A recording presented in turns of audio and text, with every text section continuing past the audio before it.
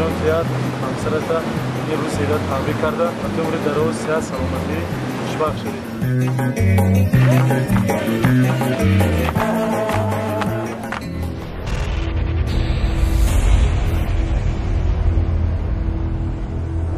ما در مرکز آب تقسیم کنی گلونوی قرار داریم. این مکانی است که مناقشه سرحدی ما از اینجا شروع شد.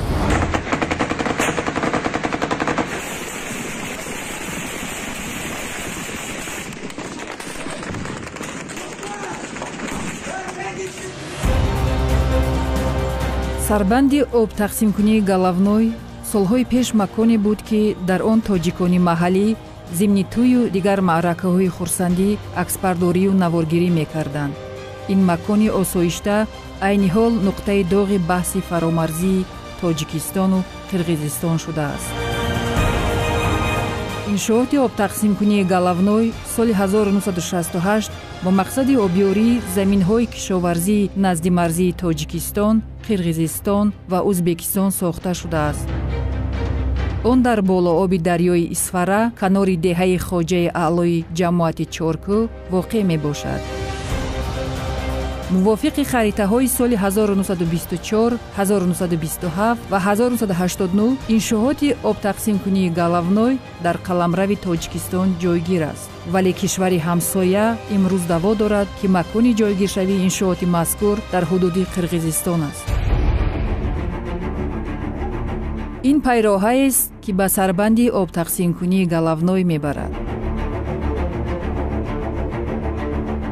روز مناقشه مرزی ساکنان بی‌سلاح محلی که از جانب قرقیزستان تیرباران شدند با این پیراهه گریخته به جایهای بی‌خطر پناه بردند. سنگ زدن، ما هم سنگ زدیم. یک بار آوازی پولمیوت و آوازی автомат برآمد. مناقشه مسلحانه‌ای که 29 اپریل در نزد انشاءات آب تقسیم کنی گلونوی آغاز شد باز یک شبانه روز در ناحیه‌های دیگری نزد مرزی تاجیکستان و قرقیزستان ادامه یافت. در قرقیزستان سر شد. ماستی چارقشلاق ویران میکنیم و یاردم نگذرد بالا بگفته ماستی با چارقشلاق زده بود که ثانی سعادتوی ما هم پذیرسی گرفت. بعد اونجا زدن به ام پی هاشون اینجا آمد. همون پاورات با آمده ایستاده و به کاربر نسلیانی پونکت زد. رحمت می سعادتو بنم اینجا ایستاده اینجا یک ساعت یا کنیم ساعت نگاه داشتم اینجا. به تهران آمده همیشه ثانی و عقب نشینی کرده برافت گرفتن. در نتیجه درگیری‌های دو روزه 19 شهروند تاجیکستان به هلاکت رسیده 87 نفر زخمی شدند. از جانب قرقیزستان 36 کس ففتیده 189 نفر جراحت برداشتند. санаҳои 28 ва 29 апрели соли 2021 дар сарҳади тоҷикистон ва қирғизистон ки муноқишаҳои байни сарҳадӣ ба воқеъ омад, сани 28 апрел 19 нафар ба беморхонаи марказӣ бо ҳар намуд ҷароҳатҳои ҷисмонӣ ба мо муроҷиат намуданд. аз ин 19 нафар 3 нафарашонро мо бистарӣ намудем, ба 16 нафарашон ёрии амбулатория расонда ба хонаҳояшон рухсатӣ кардем. аз 3 нафаре ки мо бистарӣ намудем, 1 нафарашон бо захми оташнишон буд ва 2 нафарашон бо латхӯрии мағзи сар. сани 29 апрели соли 2021 бошад ба 65 нафар хизмат расондем ки аз онҳо 26 нафар низомиён ва боқимонда шаҳрвандони ҷамоатҳои сурх, чорку, хоҷиалло ва ҷамоати диҳотӣ ворух буданд. соат 3 буд ки خانم علاب سر بود. خیلی مشته بودیم که همه یک دو نفر رفتم بودن که خانشوی علاب من بگیر. سنم بود که ما 5 نفر گذشتیم رفتیم که هم علاب زدگیم خانوی سوخته مولا هست اونجا مولا سر دادیم در دادیم بیرون برومه همونجا رفتن ما یک گوشنامو زدم به قینشبه و من گرفتم بردم همون بچه که من همون تشکی صبح یک تشکیل کنید جو درون با در آوردم که تو گفتم باسون برو خیلی من باعث میرم تو پاله میگردم که من اپشتم زد منطقه شکوری 5 لیره است قرقیز چپون سیاه پوشتگی بود یک تا زد که گرفتم دویمش زد سیرانو طاقت که گرفتم سیمش زد که دو پو مکور بود.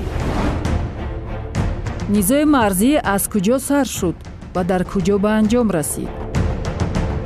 کدام جانب مناقشه را آغاز کرد و آن در دل کیا داغی ابدی گذاشت. ساکنان محلی به ناگهانی سر زدن مناقشه شبهه دارند. آنها میگویند که این ماجرا قبلا طرحریزی شده است و آگاهانه صورت پذیرفته است. یعنی بحث برانگیختن سر نصب کامراها بهانه بود و نظامیان قرغیز پیشکی برای هجوم آماده شدند. پشت خانه من این دیوار من اینجا من زندگی میکنم، اینجا قرغیز زندگی میکنم. بالای ما 100 متر یک خانه خوله، همون بگو ساعت 3:04 و ها 11 ماشین 11 گازل و مرسدس ایکون ساعت $2 خلقش پول برو بر همونجا. یک روز پیش پر ماشین میبیاد ساعت میفردونه گراجدانسکش بار میکنن میبرن. اکو دلمون بود که این کار میشه. همون و ها امتی کاسوس اودموشو دوبارسو یکم کار میکنن یکی ما باورمون بود که جنگ نمیشه، اما هر وقت سنگ زنان میشه با بس میشه. از 4 طرف همین صدای تیر برآمد. بعد فهمیدیم که در حقیقت بعضی جانب همسایه پیشتر آماده گرفته کمین گرفته بودند. ضمن مناقشه دو روزه در منطقه‌های نزد مرزی تاجیکستان و قرغیزستان ده‌ها منزل استقامتی و انشاءات گوناگون ویران و ولنگار شدند. دهه سامانیان با 1200 نفر اهالیش در این درگیری خسارات از همه بیشتر مالی و جانی دیده است. در آن از شماره عمومی خانه‌های سوخته 10 منزل استقامتی پره نابود شده است. با گفته ساکنان دهه سامانیان، خانه‌های تاجیکان را نظامیان قرغیزستان چنان ماهرانه از کوه نشان گرفتند که منزل‌های قرغیزنشین در همسایگی آنها تماما ضرر ندیدند. از همه پس خانه ما علاو در گرفت. ما گرفتیم بچه‌ها رو همه بیرون برو وردیم. بعد که همینجا بچه‌ها برو وردیم به بیرون آمدیم خواستیم که همین سوخته رو خاموش کنیم. سنی ما سرحدبانای قرغیزستان آتش کشیدن. یک برادر من زخمی شده، حالا بستری است. همه را از دست دادیم. خواستیم مال‌ها را از اوغل بروریم، گم شدن رفتن. دزدن، بعد علاوه موندن. از بالا گرانتمیات که زدن سر کردن که حتی تا همین 4 خبله وسن گرانتمیات اسکولکاش همه چی هوش داره.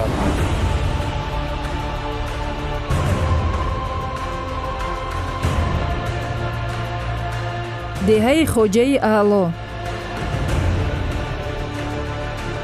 پس از 6 روزی مناقشه حالا هم دود از خانه‌های ویرانه می‌براید.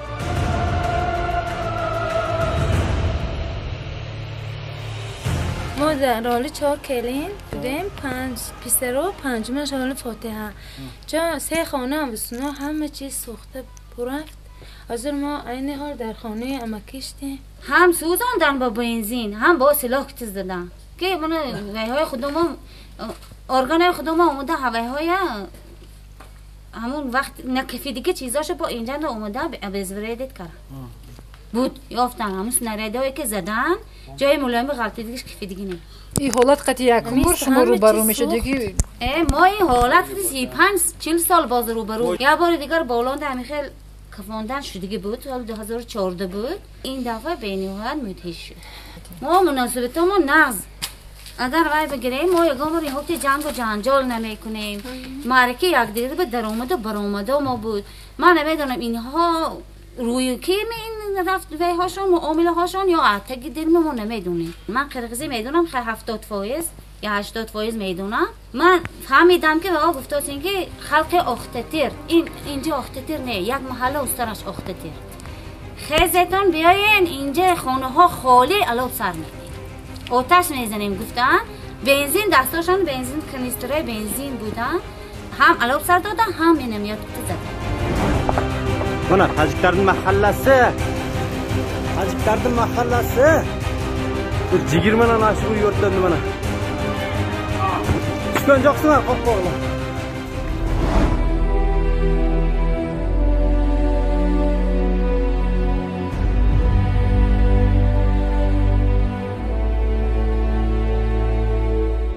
در منزل‌های آسیب دیده الکی کارهای ساختمانی آغاز شدند. با سپارش راهبر دولت همه خانه‌های ضرر دیده از جانب حکومت در مدت 1 ماه پوره برقرار می‌شوند.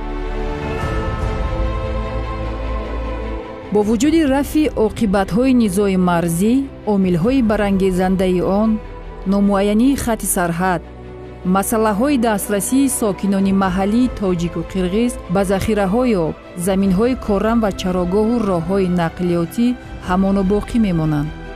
то замоне ки ин омилҳо бартараф нашаванд, эҳтимоли сар задани муноқишаи нав мавҷуд аст.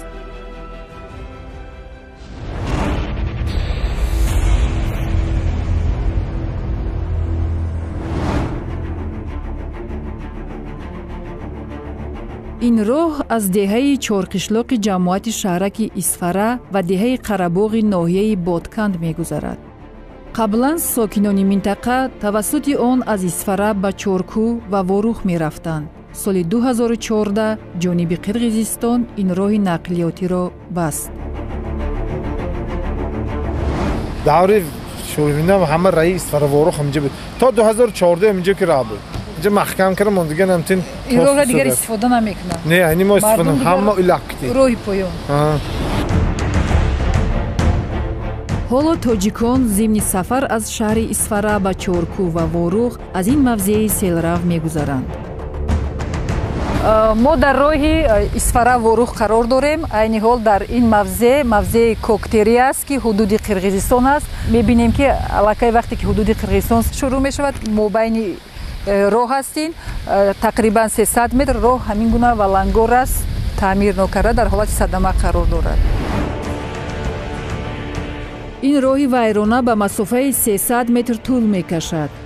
ҳар боре ки ҷониби Тоҷикистон мехост онро таъмир бикунад, ҳамсояи қирғиз иҷозат намедоданд. вале ин амалашон чӣ мантиқ дошта бошад, ки аз ин роҳи вайрона худи онҳо низ бо машаққат мегузаранд.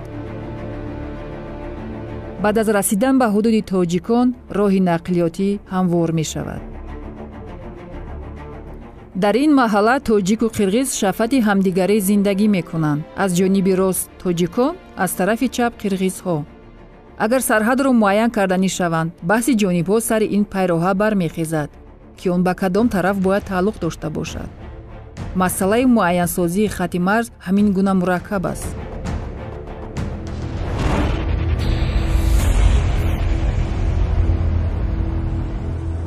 солҳои 60 ба ҳаме колхозу совхозҳо супориш доданд ки фермаи шерӣ молӣ кунад. ана ҳамон давра барои чорвопарвария ривоҷ додан мардуми ҳамон қирғиза даъват кардан. дар даста мо ҳуҷҷатҳое ҳаст ки соли 1952 ба қарори колхози Калинин баромадагӣ моҳи феврал дар ҳамонҷо гуфта мешавад ки ба Эрдашева ном қирғизтабор ҳамон замин доданд. қирғизҳое ки дар сарҳад буданд, ҳам дар Қирғизистон, ҳам дар Тоҷикистон ҳамон заминҳои иқоматии худашонро ба қайд гирифтанд. чанд қадар заминҳо ба ҳамон чӯпонҳо дода буданд дар ҳисоб аст. дафтари хоҷагӣ бардорим, ҳама чиз ҳаст. нафақабам аз ҳамин Тоҷикистон баромаданд, нафақашонро мегирифтанд.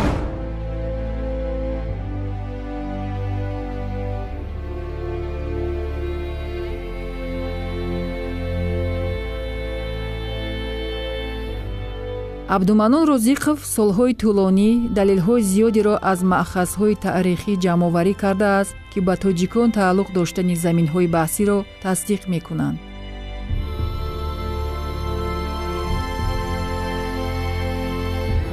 мо имрӯз мехоҳем ки албатта мо ҳам ҳудуди марзи Тоҷикистон муайян гардад.